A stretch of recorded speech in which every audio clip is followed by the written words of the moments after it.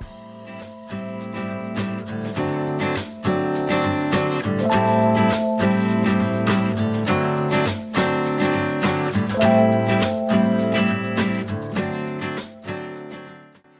is going to be a short video today. I want to talk about the order of visibility in VSDC. I'm going to bring in two images that a friend of mine made for me. I'm just going to drag that one in. Then I'm going to drag the other one in and place it below it.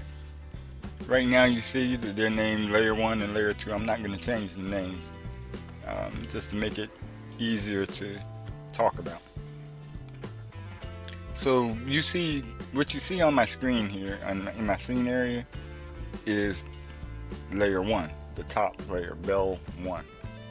Okay, Bell 2 is down there, but you just can't see it because the top layer is the one that you're going to see.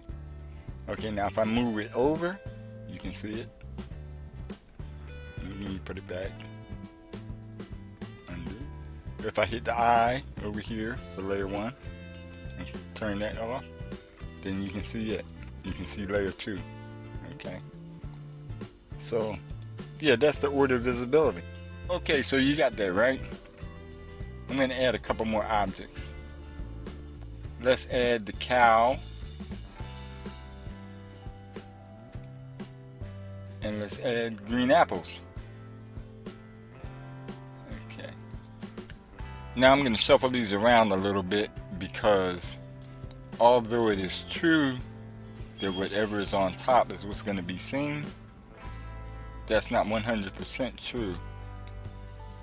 So you see right now, you see green apples up here. Okay, that's because that is on top where the playhead hits. Now when my cursor comes over to here, the one that's on top is cow. I mean, it's on top where the playhead is. So that's what you see is the cow.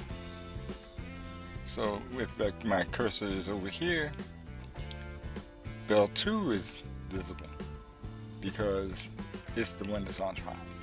And the same thing with Bell 1. Or let me do it a little bit different. Let me put Bell 2 over here. Even if I come over here, you can't see Bell 3 anymore, and you can't see, you can't see cow anymore, and you can't see green apples anymore. So, what you see, Bell 2 is on top. And that's the way the order of visibility works. Whatever's on top where the playhead is, that's what you're going to see in your scene area.